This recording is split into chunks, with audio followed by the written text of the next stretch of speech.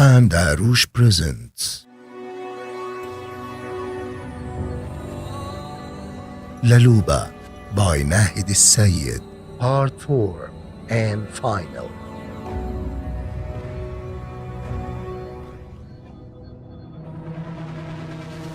Room 602. Luca took me on her journey for 7 days, enough to teach me lessons on attracting spiritual peace. A sacred journey that lasted 7 days. Yes, 7. I am not surprised by this number. My entire life has revolved around it. I was born in the 70s, in July, the month dominated by the number 7, which is also the birth month of my father and my beloved husband, my mother's birthday, and the number of our old house in the alley of happiness and childhood joy. I claim, or perhaps wish, to complete the system of the number in your mind with me. It represents the number of steps I climbed for the first time in my first job that gave me a satisfactory salary, and the number of the building where I got married. I won't hide from you my obsession with this number, not because it is sacred as they claim, and no one knows its secret to this day, but because I simply love it for no clear reason. A love that reaches the level of optimism, and sometimes drives me to invent it in crucial matters in my life. I might subtract or add numbers to reach it, claiming optimism in the matter I am going through. For example, if today has nothing to do with the number like 9, while I am in a bad mood, I say, the number 9 is just a result of 9 minus 2, meaning 9 contains 7 within it. This is how I play to achieve inner peace. My obsession once reached the point where I refused to live in a building numbered 22, despite its excellent and very suitable specifications for me. But no matter how I twisted and turned this number, I couldn't reach my magical number.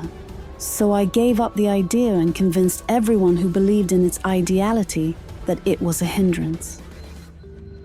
There are things that cannot be avoided, and my solutions to them seem somewhat funny, showing you the extent of my obsession with the number 7. When we bought a car, I started delaying the delivery time to the 7th of the month, but I couldn't suppress my longing for it for months to set the delivery date in July. So I added the year 2008 to get the total number 10. So the delivery month had to be March, the 3rd month, to subtract it from 10 to get my magical number. As for the honeymoon room in the hotel, it was a difficult calculation revolving around the number 904, which if added becomes 13. And I had no enmity with this number. On the contrary, I tended to oppose people in their hatred for some things and love what they hate to balance the scales of justice. I sympathized with the number 13, the crow, the donkey, and the owl. These became my icons of optimism, so it didn't bother me that the room didn't include the number 7.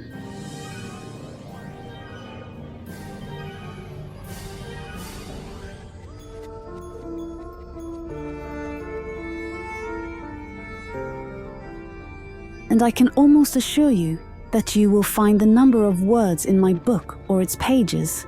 If they do not include the number 7, they must be divisible by it, or the result of multiplication or addition of numbers to contain the number. What came by chance and made me happy was that the 7th chapter of the book contained the story of my legend, Laluba, which I chose as the title of my book.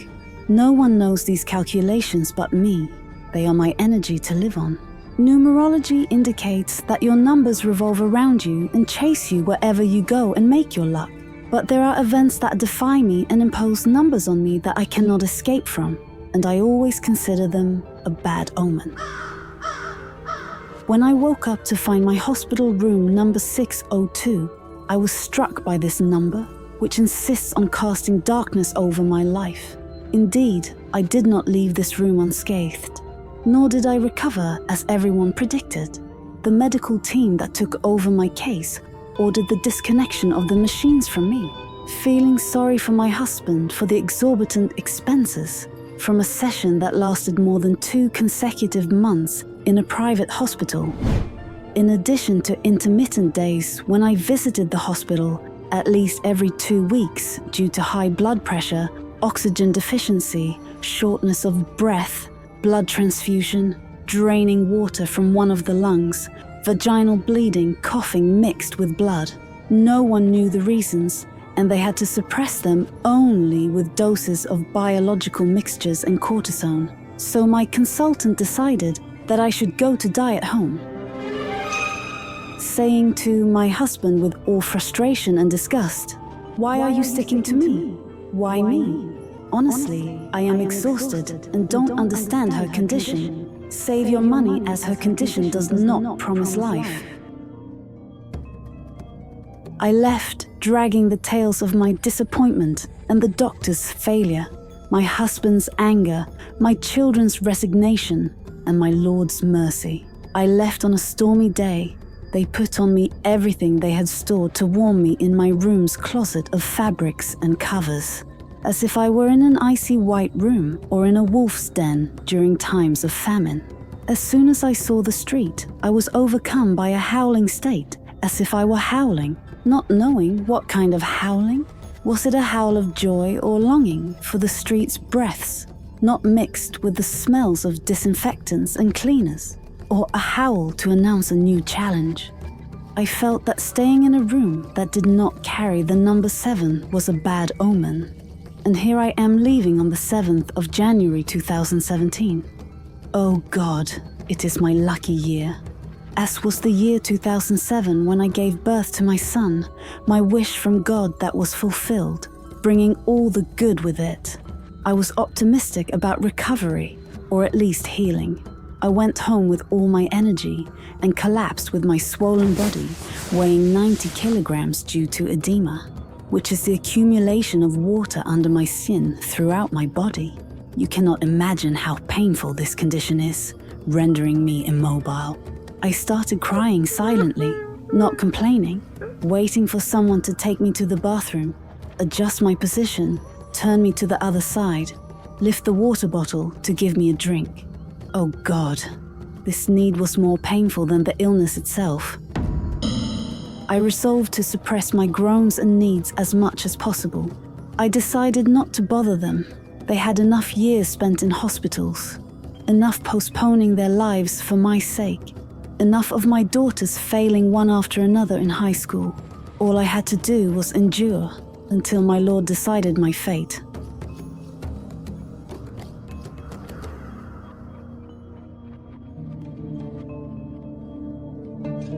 The Alpha.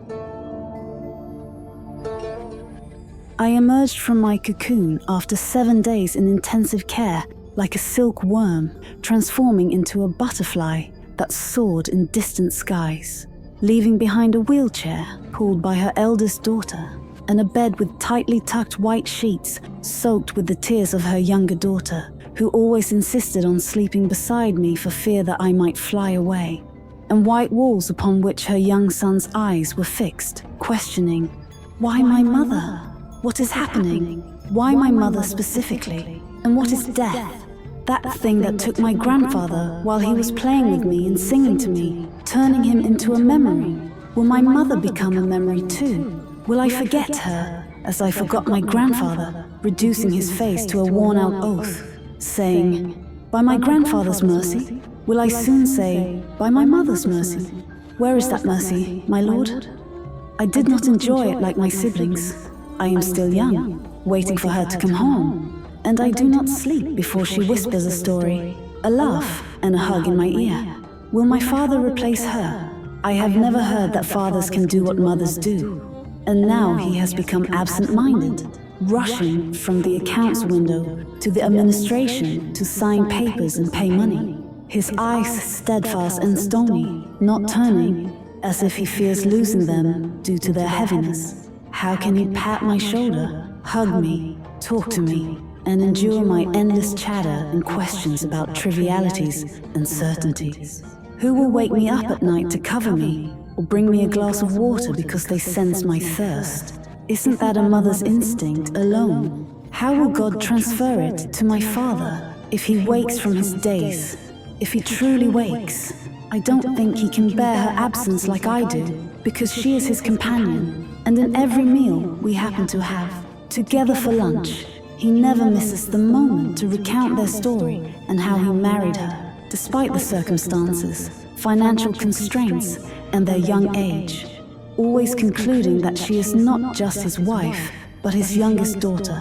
This always stirs my younger sister's emotions, declaring her jealousy of my mother and starting to mock, then jumping onto his lap and sticking her tongue out at my mother, while my mother looks at her with a wise smile, confident in his feelings, praying in her heart that his love for her remains pure. My husband, in his most distracted and lost moments, would come to me to bless his slips. I became well aware of his needs as a moody writer, with his adventures here and there. He has what piques his curiosity, even if it is in the heart of another woman. He doesn't stay away for long, and returns to me to cleanse himself with me. I now realize with my third eye that a writer has a different human nature and strange genes. If we do not contain them, they shatter, and what he writes becomes mere ashes. I have always feared his midlife crisis and what he tells about its childishness and adolescence that every man must go through. Oh my, what if it clings to him and does not pass peacefully? Can I endure it? I don't think so. If I am to him his beloved youngest daughter who holds the hands of his clock, his mood, and his dreams, he is to me my father who cares for me, a brother I lean on. Therefore, with the same logic as wolves like me, I always pounce on his actions, dictating to him what to do, directing, managing, and protecting as if I were the alpha mother leader. I practiced it on him before anyone else, as if I were the leader of the pack from the very first moment.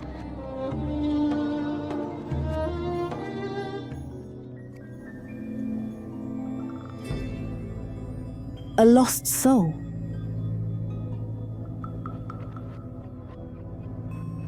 After grinding my organs, crushing my bones like an old witch, chewing my kidneys, washing my lungs with water, inflating my heart, drinking my blood, and flaying my skin, I took the oxygen from my body and fell into a death coma. I ascended to the heavens with Luca, a lost soul. What? Did Luca finally hand me over to death? Pay attention, dear reader. Every detail I recount has a significance in my narrative. I soared with her, but strangely, after a while, I didn't feel her presence with me. However, my eagerness and longing to continue the journey and fly made me not care.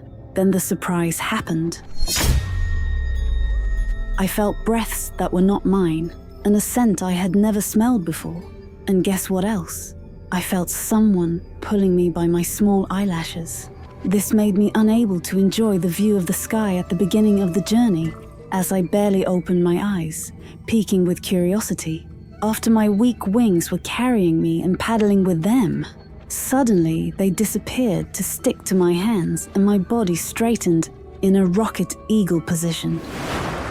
I don't remember what I was wearing as I was wrapped in a sky blue scarf. Sorry, my friend.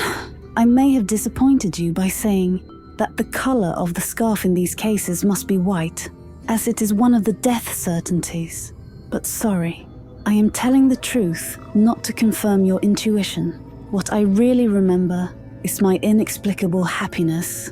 I didn't burden my mind with curious questions that had no time now. It was probably the first time in my life that I surrendered to happiness alone, and my thinking completely stopped. I lived the moment I always wished for in my poems, and created but never succeeded in living it purely and sincerely. There was always something that distracted me, something that diverted me, something that cut the ropes of my happiness with countless tasks and roles, bills and accounts, and installments capable of melting happiness and its seekers in a tightly sealed glass crucible. I reached the point of vanishing as the air lifted me, and the earth's gravity disappeared to find hands carrying me lightly, finally allowing my eyelids to open well. Oh my God, I wish I hadn't opened them. You, my friend, really don't want to see what I saw. You will curse me a lot, demanding a refund for this absurd book that played with your mind to the point of madness. Believe me, I have no choice. This is what happened to me indeed, and I am just a transmitter of events with some linguistic embellishments and an innocent display of my knowledge of speech positioning. How rude of you, dear reader. You want me to get to the point. You are here to live my story moment by moment, discovering the events as they came to me. I won't present them to you ready-made. I want your astonishment that I feed on and satisfies my vanity. I want to leave an impact on your chest that alerts you to your upcoming life. Otherwise, what's the point of the walk? They are messages, the juice of experiences. What did you expect when I pointed to a hand pulling me by my eyelids? I tell you not as a seer, or because I am a transparent gel that can see what you are aiming at, but it is a naive expectation that does not deserve to activate my seer machine. Simply, everyone thought it was the angel of death. Allow me, that is primitive and traditional thinking that I do not like to attribute to my reader. And I think, after all we have been through together, you should sense that there is something unexpected, but I will give you another chance. What did you expect when I said hands carrying me? I bet this time you were puzzled.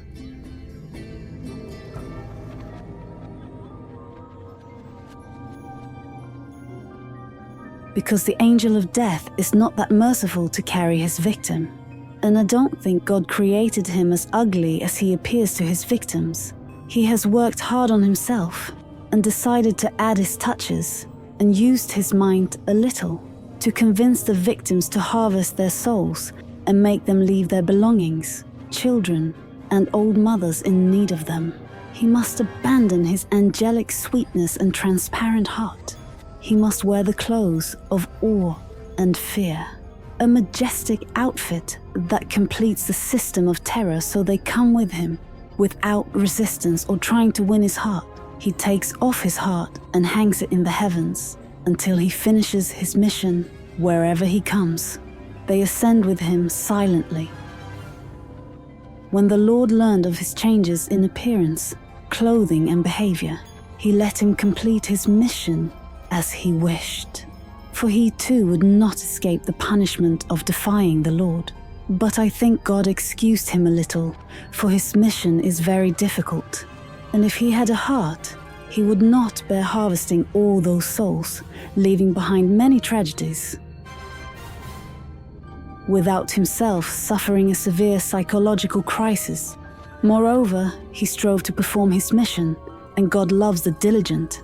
Thus, he allowed himself to alter his form, to blindfold the victim's eyes, and to come to him through his tongue first, so that he could not speak or reveal his presence, remaining hidden in his tongue and before his eyes, haunting him for 40 days, until he silently bids farewell to his loved ones. No one but him knows he will depart, except for creatures with sharp eyes that can see jinn and angels, like cats, dogs, horses, and of course, wolves. But whose hands were those that lifted me then? And who did I see when my eyes opened? Did I really go to the sky in the area of the Wheel of Ezekiel, the place where only prophets, saints, and messengers ascend?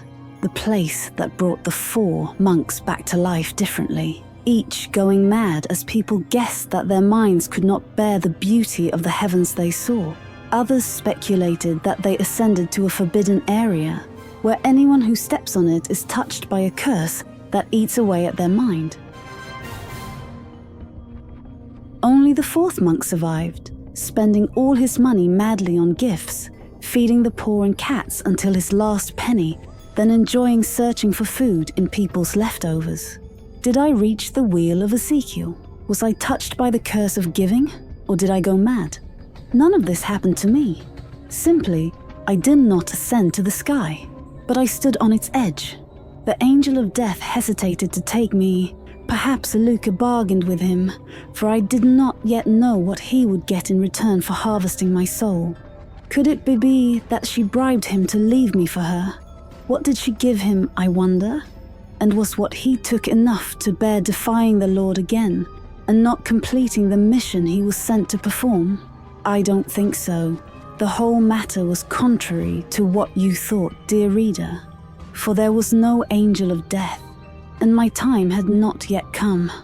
All of this was my Lord's plan for me, to entrust me with other tasks than those I was created for. And the wolf was but the hand of God that delved inside me to guide me to the path. I realized all this in a moment when my eyes opened, and I tried to uncover the identity of the hand that was carrying me. Enough playing with your imagination, and it's time to say, I found myself, dear. I, in flesh and blood, was carrying myself in my hands and ascending to the highest step, as if I was standing before a mirror. I was the one who took my soul and brought myself out of the cocoon to become the colorful butterfly I always wished to be. I was the one who followed the glimmer of light emanating from a hole in my brain amidst the breathing apparatus and the rhythmic heart rate indicators. I was the one who was aware of everything happening around me, but chose temporary departure to rest. I was the one who pretended purity and transparency to deceive the angels, to accept taking me a little into their realms. I was the one who befriended the suffering souls, healed the wounds of those around me with a smile and a hug, to purify my soul from any hidden sin.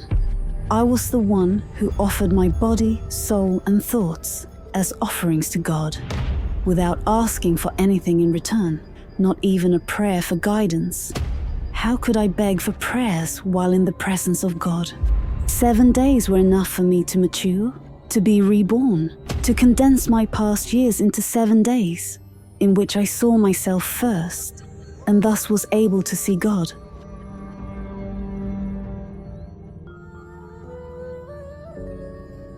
My 7-day circumambulation was like a pilgrimage to my wandering soul. I kept circling in whirling dervish circles like a Sufi until my feet lifted off the ground and I soared lightly.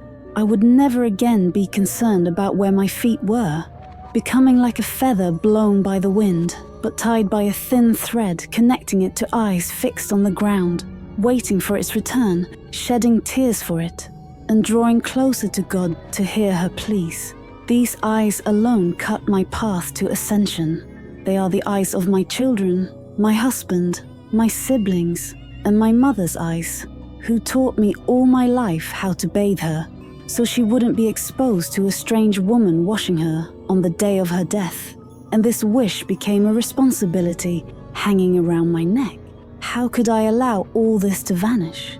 I would not allow myself to break the virginity of grief in my family, making them visit the graves every holiday, hiding their tears in their sleeves every March to beg for a mother. The month would not just pass, it would leave a sting, and I would hear it. No doubt about that. No matter how much I am told that every pain and every memory fades upon ascension, I will not believe it. So let the unseen remain unseen, and let our guesses be as they are, and as we prefer them to be. Let me imagine with you that I'm looking down on them through a hole in the sky made by the Lord, especially for mothers. At night, it appears as a star, which is why orphans look up to the sky and choose that big, bright star, calling it Mother's Star. Every orphaned child does this without a doubt. Is it a coincidence? Even if we accept it as the imagination of a writer, it must have a small part of reality and truth. Imagination never springs from itself. Isn't it right?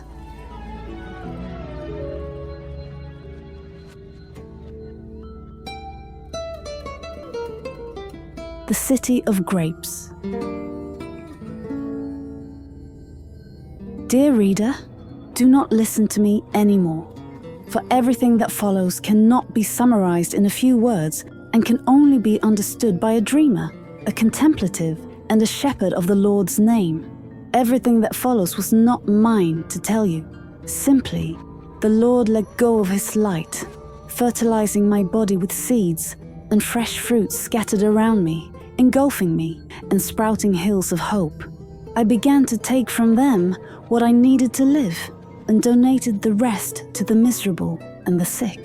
He wanted to drop me from the seventh heaven onto the hills of red grapes. I wallowed in them, stretched, yawned, and they became my land.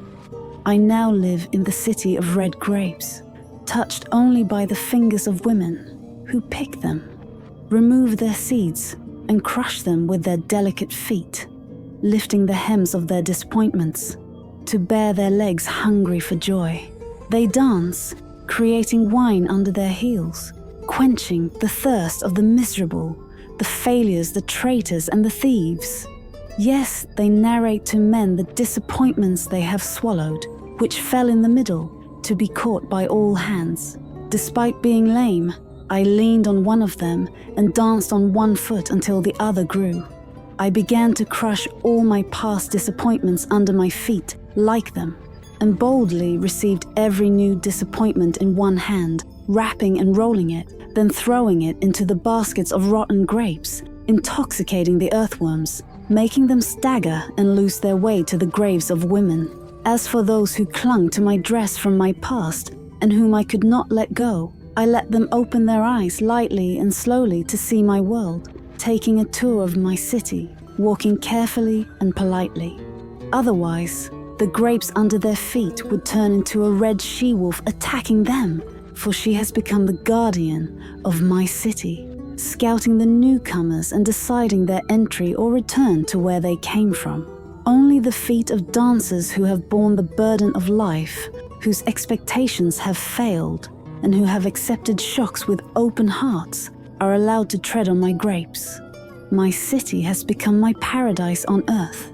Only the lovers with pure hearts, touched by the Lord, tread on it.